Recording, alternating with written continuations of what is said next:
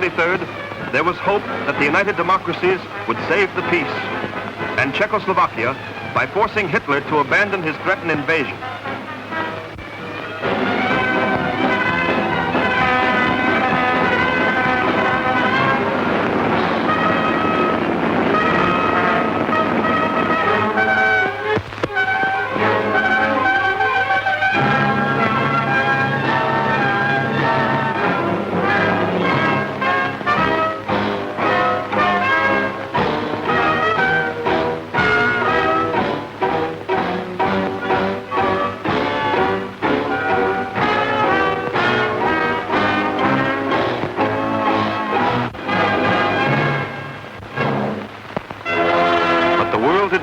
Since May 21st, when the democratic governments had won their peace by standing firm against Hitler's threats. This time they weakened. Hitler summoned Chamberlain and Daladier to Munich on Thursday, September 29th.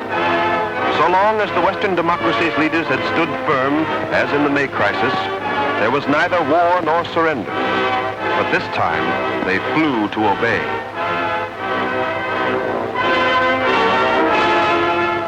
The fascist powers did not win their battles by actual force, but by issuing their orders with confidence.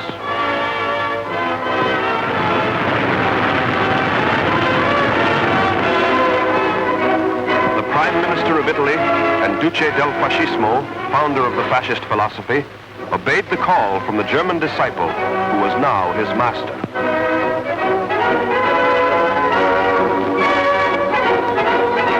In the meeting at Munich, Czechoslovakia was not even represented.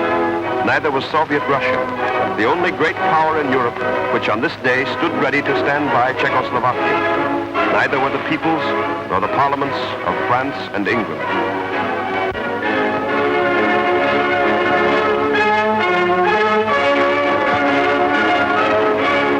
When the Prime Minister of Great Britain climbed the steps of the Führerbau at Munich, the monument erected to Hitler's glory, he went to take orders from the dictator whose aim, openly written in Mein Kampf, was to assure fascist mastery of Europe and the eventual destruction of world democracy.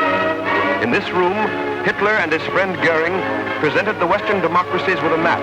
They demanded parts of Czechoslovakia in which an arguable majority spoke German, along with hundreds of thousands of Czechs and Slovaks. The map was so drawn that not one line of defense fortifications remained completely in the hands of the Czechoslovak Republic.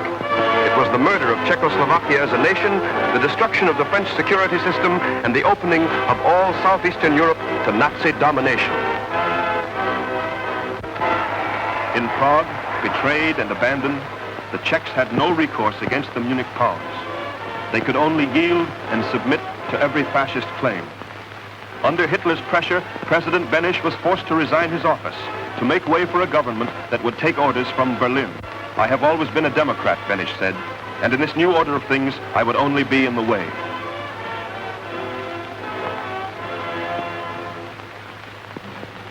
The last demonstration of the broken-hearted people of Prague after the surrenders at Munich showed that thousands still had the will to resist, but in vain. Leaderless and betrayed, they could not stand against the Munich powers.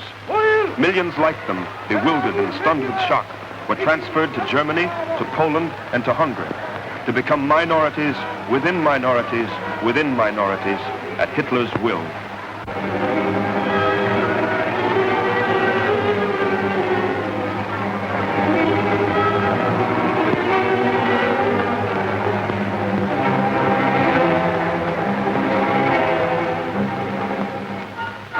The triumph of Hitler was complete on the day he had set for it. On October 1st, Reichswehr troops entered Czechoslovakia without the consultations of the powers.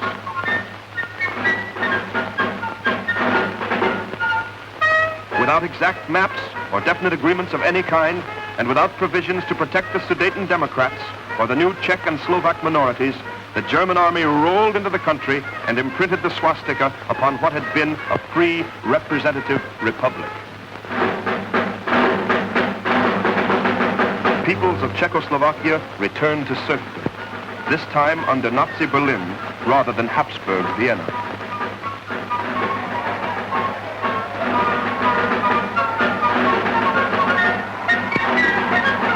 The German army advanced through zone after zone, generally passing beyond the limits set in Hitler's ultimatum to Chamberlain and Daladier. The Western democracies have sacrificed their prestige. The human race itself is impoverished and humiliated by these events.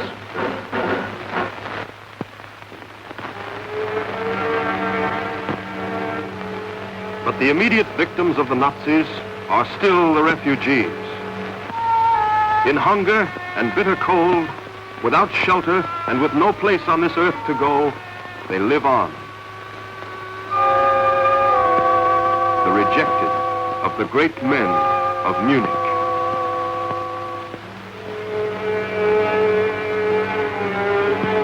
These are the results of the deal at Munich. These are the first victims of fascism.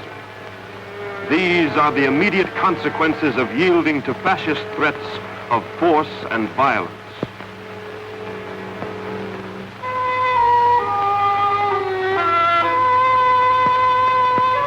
As they trudge up and down the windswept road, or huddle in rags and straw to keep themselves warm, the only hope life has to offer is that in other lands there may still be men who do not tremble and obey when Adolf Hitler cracks the whip.